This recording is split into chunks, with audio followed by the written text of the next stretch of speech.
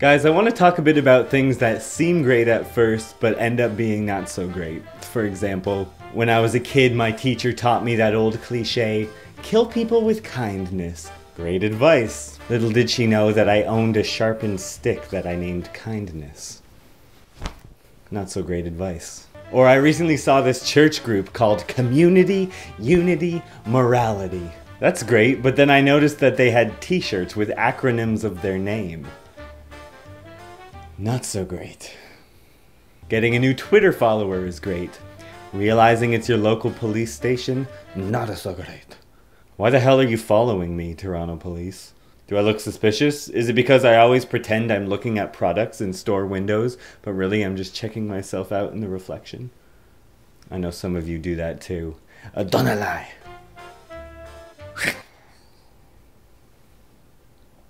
Crayons are great until you realize they promote racism.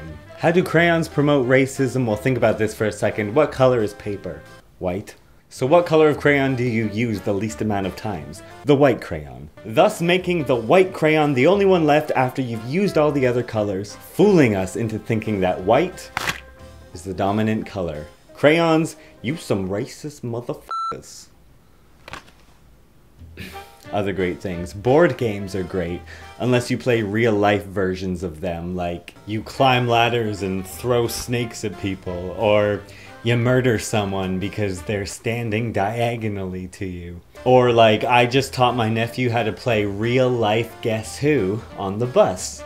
He'd ask something like, does your person have gray hair? And if the answer was no, he'd kick all the old people out of their seats. I'd ask something like, is your person a baby? If the answer was no, well baby, out the window you go. Maybe that's why the Toronto police are following me on Twitter. Great things that end up being not so great. It's a great feeling when I write a new joke. It's not so great when it's a joke like this. What does someone from Trinidad call their mother? Trinimum. It's great that a lot of people think your personality is what makes you beautiful and not your filthy this. What's not so great is that the first time I heard it's what's on the inside that counts, I swallowed a calculator. Took it literally. It's what's on the inside that counts.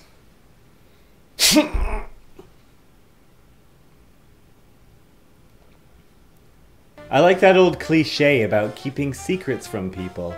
What you do not know cannot hurt you. That's great. Unless what you do not know is that there's a puma hiding in the backseat of your car. Just waiting to eat you.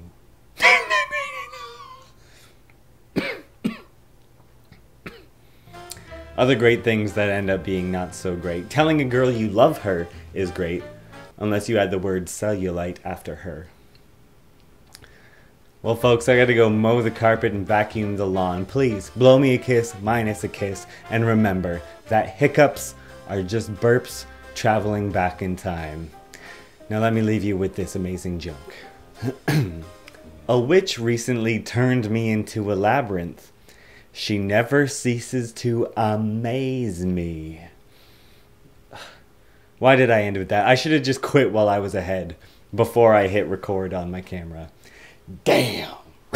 See ya. What's that on your shirt? Go f*** yourself. That's what. See ya. Bye.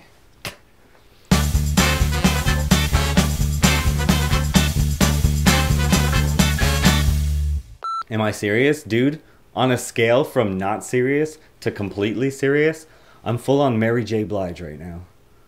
Jeez. Fraggly Walkerson, man. Speak up. What? Speak up, you mumblebee. Women respond to me the way they respond to a used Band-Aid floating past them in a swimming pool. And now I hate when companies try to trick us into thinking things are great. For example, I recently bought this toilet paper that says, so you bought 12 rolls, but you're really getting as much as 24 rolls. Maybe I'm getting the size of 24 tiny rolls. That's like a dude bragging about having a threesome because the girl was the size of 2 midgets. Baloney.